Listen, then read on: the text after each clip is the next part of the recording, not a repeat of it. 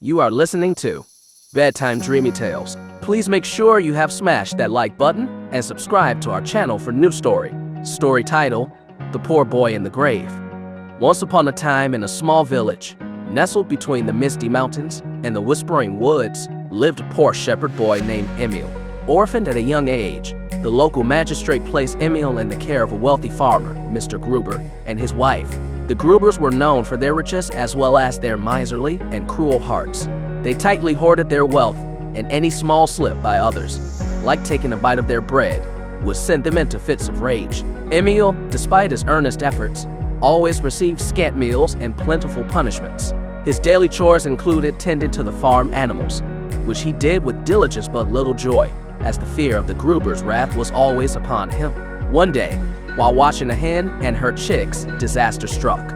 The hen, in a bid for freedom, led her chicks through a hedge and out into the open where an eagle swooped down and snatched her away. Emil cried out in vain, "Thief, ruffian," but to no avail. When Mr. Gruber discovered the loss, he blamed Emil entirely and beat him so severely that the boy could not move for 2 days. Following this, Emil was tasked with the near impossible job of keeping the motherless chicks together. In his innocence and desperation to prevent another attack, he tied the chicks together with a string. This, however, proved to be a grave mistake. Exhausted and hungry, Emil soon fell asleep, and the eagle returned, taking away the tied-up chicks. Mr. Gruber, returning just in time to witness this new disaster, unleashed his fury on Emil once again, leaving the boy bedridden with bruises and despair. As soon as Emil could walk again, Mr. Gruber, deciding the boy was of no use as a shepherd, sent him on errands instead. His first task was to deliver a basket of grapes and a letter to the local judge. The road was long and the sun was scorching. Driven by hunger and thirst, Emil ate 2 bunches of grapes. Upon arriving, the judge, after reading the letter and noticing the missing grapes, questioned Emil. The boy, honest to a fault, admitted to his actions, driven by his dire needs. The judge, moved by the boy's situation, wrote back to Mr. Gruber, requesting he treat Emil kindly and teach him right from wrong. However, the return trip saw Emil once again succumb to his hunger, eating another 2 bunches after cleverly hiding the letter under a rock, believing it wouldn't be able to see him and thus not report him. When the judge questioned him again, Emil, surprised, revealed his thought process.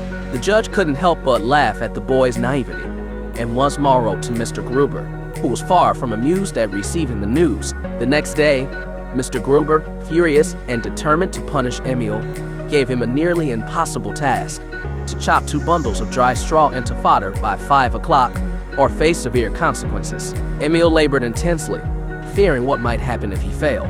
In his frantic efforts, he accidentally chopped his coat along with the straw. Realizing the severity of his mistake and fearing Mr. Gruber's wrath, Emil remembered Mrs. Gruber's mention of a jar of poison under their bed, intended to scare off greedy souls, which was actually filled with honey.